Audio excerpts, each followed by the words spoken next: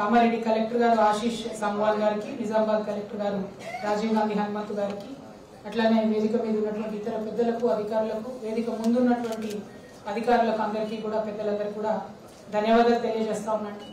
మంచి సంక్షేమ పథకాలను ఇంప్లిమెంట్ చేయడానికి ఏర్పాటు చేసినటువంటి ఈ సమీక్ష సమావేశము వెల్కమ్ చేస్తా ఉన్నాం. ఇందులో ప్రధానంగా 4 అంశాలపైన ఈరోజు డిస్కషన్ చేస్తా ఉన్నామని చెప్పినారు. మొదటిది ఇందిరమ్మ ఇండ్లు. దానికి నిజామాబాద్ ఫిగర్స్ చెప్తా ఉన్నాను నేను. 3,20,000 మందిని మేము ఐడెంటిఫై చేశామని చెప్పి కలెక్టర్ గారు చెప్తున్నారు. కామారెడ్డి కలెక్టర్ గారు వారు ఇచ్చిన ఫిగర్స్ చూసుకున్నా కూడా మరి సిమిలర్ గా ఉన్నాయి. అయితే ఇందిరమ్మ ఇళ్లలో ఇదివరకు ఎన్నికల సందర్భంలో కూడా కాంగ్రెస్ పార్టీ నుండి కానీ చెప్పినటువంటి విషయాలు ఏంటంటే, అధికారంలోకి రాగానే వెంటనే అందరికీ ఇల్లు ఇస్తామని చెప్పారు. అది ఎవరికి కూడా ఆచరణ సాధ్యం కాదు. కాబట్టి ఇప్పుడు 3,500 ఇళ్లు ఒక్కొక్క నియోజకవర్గానికి తీసుకున్నామని చెప్తా ఉన్నారు. వెల్కమ్ చేస్తా ఉన్నాము. అట్ ద సేమ్ టైం ఇదివరకు పెండింగ్ ఉన్నటువంటి బిల్స్ దయచేసి ఇచ్చినట్టయితే పేద ప్రజలు ఇబ్బందుల్లో ఉన్నారు. ఇదివరకటి ప్రభుత్వం చేసినటువంటి మంచి కార్యక్రమాలని కొనసాగించే ప్రయత్నం చేయవలసిందిగా నేను రిక్వెస్ట్ చేస్తా ఉన్నాను. ఇందిరమ్మ ఇళ్లలో ఎవరికైతే ఆల్రెడీ శాంక్షన్ అయ్యి సగం వరకు ఇల్లు, అయితే 20% ఇల్లు, 40% ఇల్లు కట్టుకొని ఉన్న వాళ్లకు దయచేసి సంపూర్ణంగా సహకరించవలసిందిగా జిల్లా అధికార యంత్రాంగాన్ని, అట్లానే మంత్రివర్యుల్ని రిక్వెస్ట్ చేస్తా ఉన్నాం. అదేవిధంగా రేషన్ కార్డ్స్ చూసినట్టయితే మేము తీవ్రమైనటువంటి అభ్యంతరాన్ని తెలియజేస్తా ఉన్నాము మంత్రివర్య. ఎందుకంటే నిజామాబాద్ జిల్లా ఫిగర్స్ మీరు చూసినట్టయితే 1,27,000 మంది మీ సేవ ద్వారా అప్లై చేసుకున్నారు. ప్రజాపాలనలో ఎంతమంది అప్లై చేసిండ్రు అన్నటువంటి విషయాన్ని కానీ ఎక్కడ ప్రస్తావించలేదు.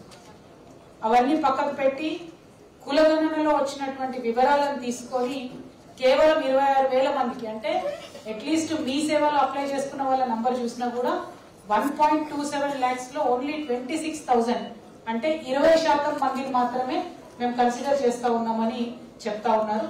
ఇది చాలా చాలా అన్యాయం అండి. దీన్ని సవరించాల్సినటువంటి అవసరం ఉంది. అట్లానే ప్రజాపాలనలో వచ్చినటువంటి అప్లికేషన్లు ఏంటి అన్న విషయాన్ని కూడా ప్రజలకు బహిర్గతం చేయవలసినటువంటి అవసరం ఉన్నది. సరే, మనం ఇమీడియట్ గా ఇవ్వలేము, ఫేజ్ వైజ్ గా ఇస్తాము అని చెప్తే ఆ విషయాన్నన్నా చెప్పాలి, కానీ చెప్పకుండా డైరెక్ట్ గా 1.27 lakhs లో ఓన్లీ 26,000 మందికి మాత్రమే ఇస్తామని 20% మందికి మాత్రమే సెలెక్ట్ చేయడం అన్నది చాలా అన్యాయంగా కనపడతా ఉంది. కాబట్టి దీన్ని సవరించుకోవాల్సిందిగా దయచేసి విజ్ఞప్తి చేస్తా ఉన్నాం. అదేవిధంగా మంత్రివర్యులకు విజ్ఞప్తి ఏంటంటే, రేషన్ కార్డు విషయంలో ఇదివరకు ప్రభుత్వం రేషన్ కార్డ్స్ ఇచ్చినప్పుడు ఆదాయ పరిమితిని గ్రామీణ ప్రాంతాల్లో, పట్టణ ప్రాంతాల్లో కూడా పెంచడం జరిగింది. ఇప్పుడు ఆ సవరణ జరిగి కూడా 10 సంవత్సరాలు అయిపోయింది. కాబట్టి మరి ఆ సవరణ చేస్తూ గ్రామీణ ప్రాంతాల్లో 1,50,000 మినిమం ఆదాయం నుంచి 2.5 లక్షలకు పెంచవలసిందిగా డిమాండ్ చేస్తా ఉన్నాము.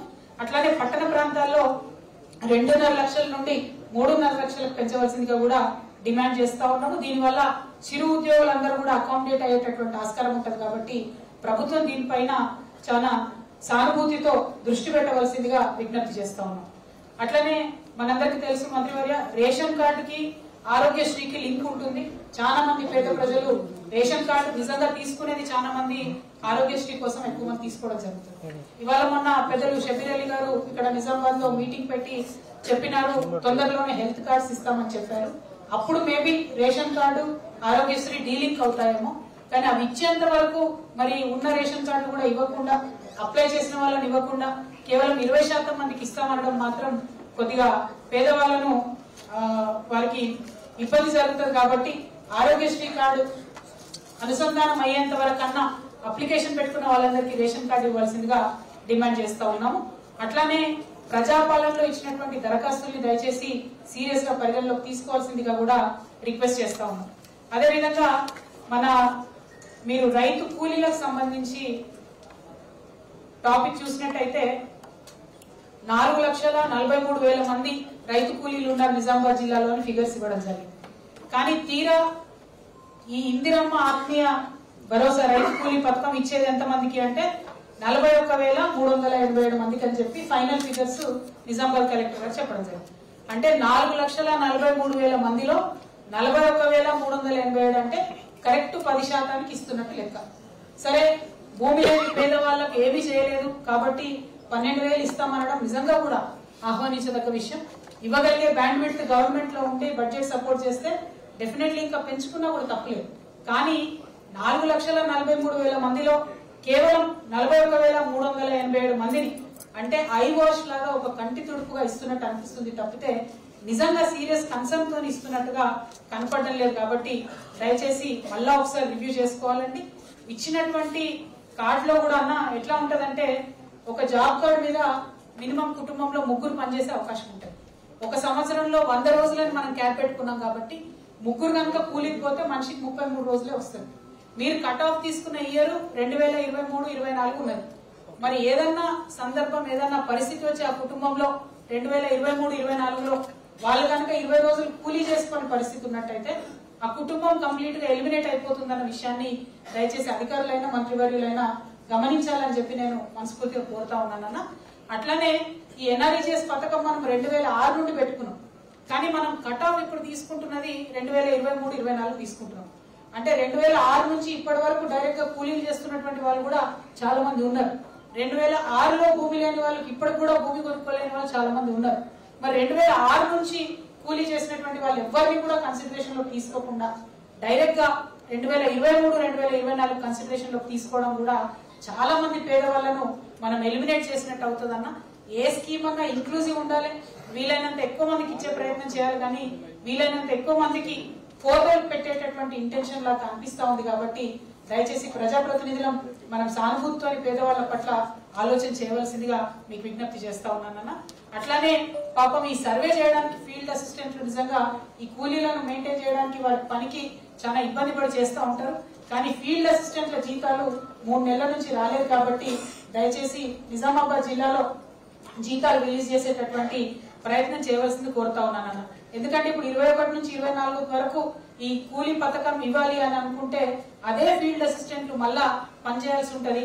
మరి వారి జీతం లేకుండా డిమోటివేటెడ్ ఉంటే పేద ప్రజలకు అన్యాయం జరిగే ఆస్కారం ఉంటది. కాబట్టి దయచేసి నిజామాబాద్ కామారెడ్డి జిల్లాలో అదేవిధంగా రాష్ట్ర వ్యాప్తంగా ఎక్కడైనా పెండింగ్ ఉంటే ఫీల్డ్ అసిస్టెంట్ల జీతాలు రిలీజ్ చేయవలసిందిగా తమరిని రిక్వెస్ట్ చేస్తా ఉన్నానన్న. అట్లానే చివరి పథకం రైతు భరోసా పథకం గురించి మాట్లాడుతా ఉన్నాం. రైతు కూలీల్లో ఇంకొక అంశం అన్న, మొన్న పెద్దలు సీతక్క గారు మంత్రివర్యులు ఎక్కడో మాట్లాడుకుంటూ మహిళా కూలీలకు మాత్రమే ఇస్తామని చెప్పడం జరిగింది. దానివల్ల కొంత అనుమానాలు స్ప్రెడ్ అయినటువంటి పరిస్థితి కనపడతా ఉందన్న. దాని మీద ఏమన్నా తమరు మాట్లాడేటప్పుడు క్లారిఫికేషన్ ఇవ్వాలి.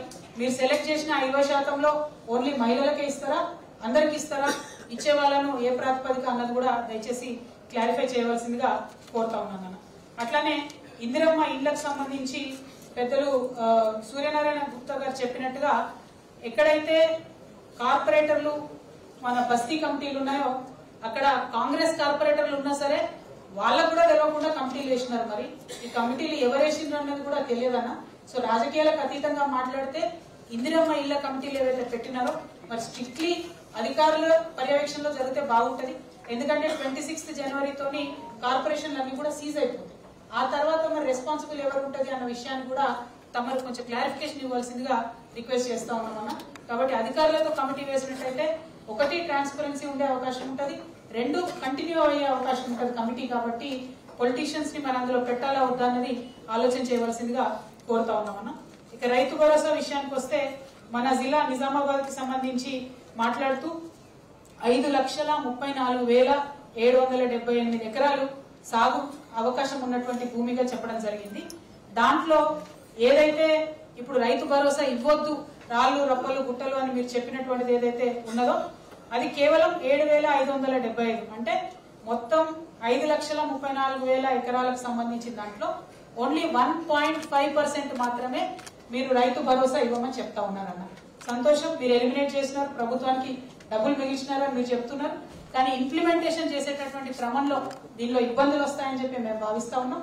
బట్ లెటెస్ట్ ప్రాక్టికలీ ఇంప్లిమెంటేషన్ జరిగిన తర్వాత దానికి సంబంధించి అంశాలు మాట్లాడుకుందాం. అయితే ఇక్కడ జుక్కల శాసనసభ్యులు గౌరవనీయులు మాట్లాడుకుంటూ మనము హామీ ఇచ్చిన ఇదివరకు ప్రభుత్వం ఇచ్చిన దానికన్నా 20% ఎక్కువ డబ్బులు ఇస్తా ఉన్నాం రైతు బంధు అని చెప్తా ఉన్నారు. కానీ రైతు బంధు మీరు ఇస్తామన్నది 15,000, అంటే మీరు హామీ ఇచ్చిన దాంట్లో కేవలం 40% మాత్రమే పెంచి ఇస్తామన్న 5,000లో 2,000 మాత్రమే పెంచి ఇచ్చినారంటే మీ హామీలలో 40% మాత్రమే అమలు చేసే ప్రయత్నం చేస్తా ఉన్నారు. దీనివల్ల రైతులు మీ మీద పెట్టుకున్నటువంటి నమ్మకం కోల్పోతా ఉన్నారని చెప్పి ఈ సందర్భంగా తెలియజేస్తా ఉన్నాం. అట్లానే కౌలు రైతుల గురించి మీరు మాట్లాడినారు. నేను తప్పకుండా కౌలు రైతులకు ఇస్తామన్నారు. మరి ఇంత ఎన్యూమరేషన్ చేసి అధికారులను ఇన్ని రోజులు మీరు క్షేత్రస్థాయిలో తిప్పినప్పుడు కౌలు రైతులకు సంబంధించి ఎన్యూమరేషన్ ఏమైనా చేశారా? చేయకపోతే ఎప్పుడు చేస్తారు? కౌలు రైతులకు రైతు బంధు ఇచ్చేటటువంటి ఆలోచన కానీ ఇంకేదైనా విధంగా చేయూతనిచ్చేటటువంటి ఆలోచన కానీ ఈ ప్రభుత్వానికి ఉన్నదా అనే విషయాన్ని దయచేసి తమకు క్లారిఫికేషన్ చేయవలసిందిగా మంత్రివర్యులు కోరుతా ఉన్నాం అధ్యక్ష.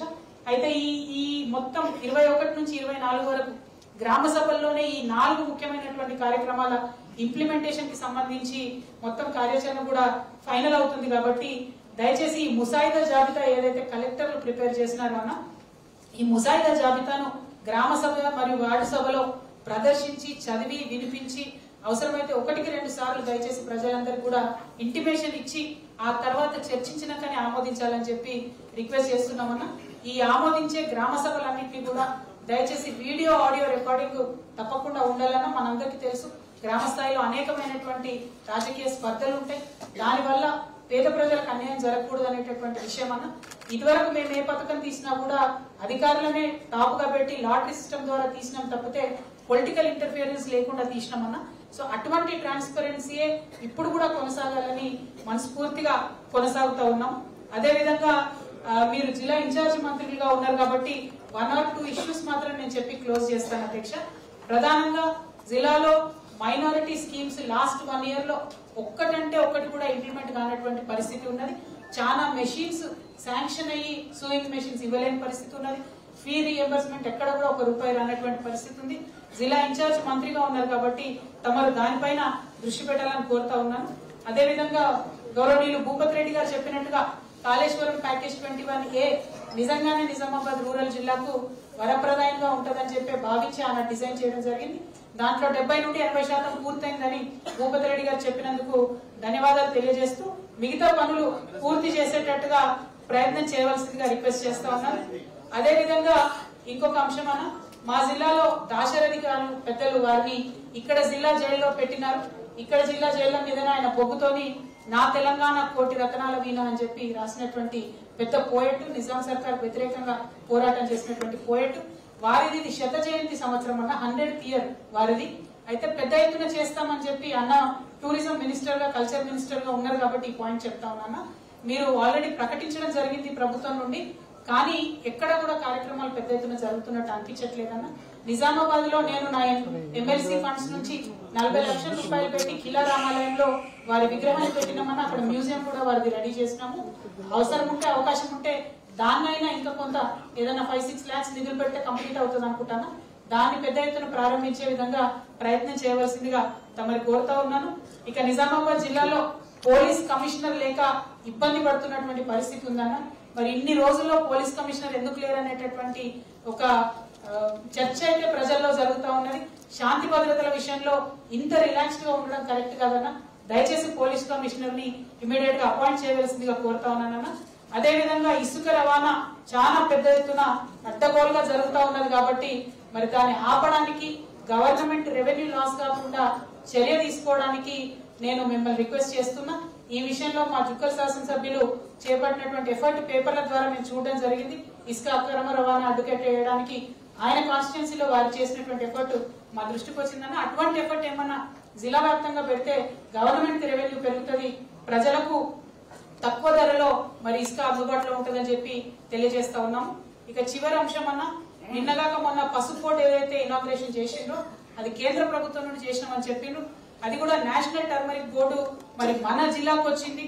కనీసం మన జిల్లాలో ఒక్క ప్రజాప్రతినిధికి కూడా ఆహ్వానం లేకుండా కేవలం భారతీయ జనతా పార్టీకి సంబంధించినటువంటి ప్రజాప్రతినిధులను మాత్రం ఆహ్వానించి చేసుకోవడం అన్నది కొద్దిగా ఇబ్బందిగా అనిపించింది. ఆ విషయంలో కేంద్ర ప్రభుత్వానికి రాష్ట్ర ప్రభుత్వం ద్వారా లేఖ రాయాలి, మనకు కూడా ప్రివిలేజెస్ ఉంటాయి, ఆ లేఖ రాయాలని చెప్పి మేము మిమ్మల్ని కోరుతూ మరి అవకాశం ఇచ్చినందుకు ధన్యవాదాలు. Thank you. జై తెలంగాణ.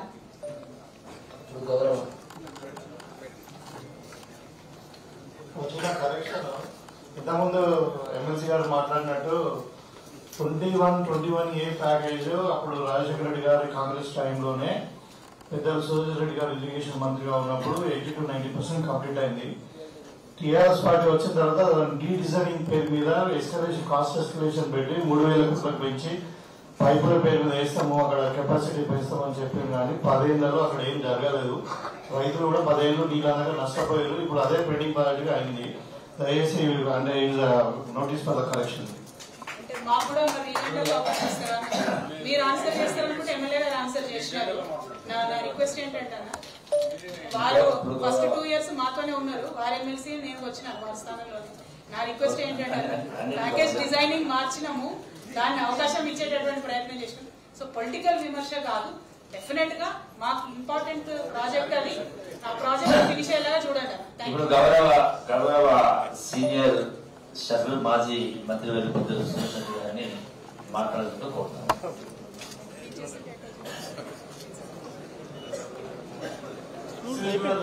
మంత్రివర్యులు జూబెల్ కృష్ణారావు గారికి